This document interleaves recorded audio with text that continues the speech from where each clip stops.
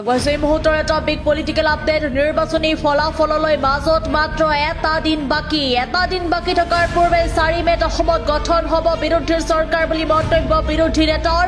গৌৰৱ গগৈ হ'ব পৰৱৰ্তী মুখ্যমন্ত্ৰী এক্সিট পল হ'ব মিছা বিৰোধী চৰকাৰ আহিলে 100 দিনৰ ভিতৰতে ন্যায় পাব জুবিন গাৰ্গে ফলাফলৰ পূৰ্বে চৰকাৰ গঠন কৰিম বুলি মন্তব্য বিৰোধী নেতাসকলৰ আমি পুনৰবাৰ জনাবলৈ চেষ্টা কৰিম এই মুহূৰ্তৰ এটা বিগ পলিটিকেল আপডেট নিৰ্বাচনী ফলাফললৈ মাজত মাত্ৰ এটা দিন বাকী 4 মেত অসমত গঠন হ'ব বিৰোধী মিত্ৰজোঁটৰ চৰকাৰ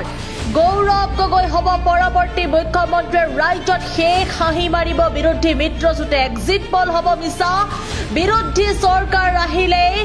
100 দিনৰ ভিতৰতে ন্যায় পাব প্ৰাণৰ শিল্পী জুবিন গাৰ্গে ফলাফলৰ পূৰ্বে চৰকাৰ গঠন কৰিম বুলি মন্তব্য বিৰোধী নেতাসকলৰ এই মুহূৰ্তত মন্তব্য আছে মন্তব্য পোনে শুনা